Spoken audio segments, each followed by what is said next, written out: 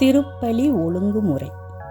இதில் நாம் எதை செய்ய தவறுகிறோம் என்பதை நம்மை நாமே சோதித்து அறிந்து கொள்வோம். தியானம். திருப்பலிக்கு 15 நிமிடம் முன் ஆலயம் வந்து அமைதியாக அமர்ந்து தியானித்தல். நோன்பு.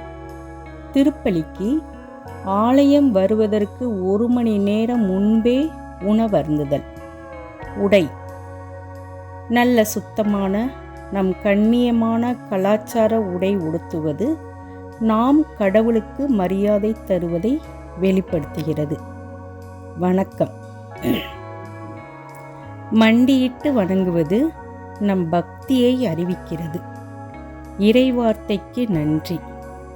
அன்றைய தின வசனத்தை கவனிப்பது நம் வாழ்க்கை பயணத்துக்கு நன்று என்பதால் நன்றி கூறுதல்.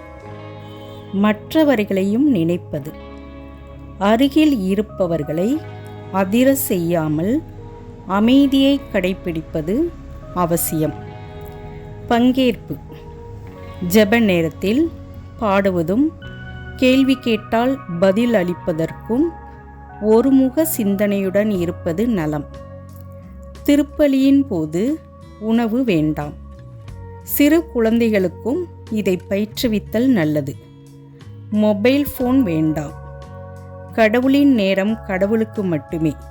அந்த நேரத்தை அடுத்தவர்களுக்கு கொடுக்க வேண்டியது அவசியம் இல்லை. திருப்பலி அருளை பெற தயாராகுதல். மேற்கண்ட முயற்சி எல்லாம் நம் மன அமைதி பெற்று நம் மனசாட்சியை கடவுளுக்கு முன் ஆராய உதவும். அமைதியாக இருப்பது.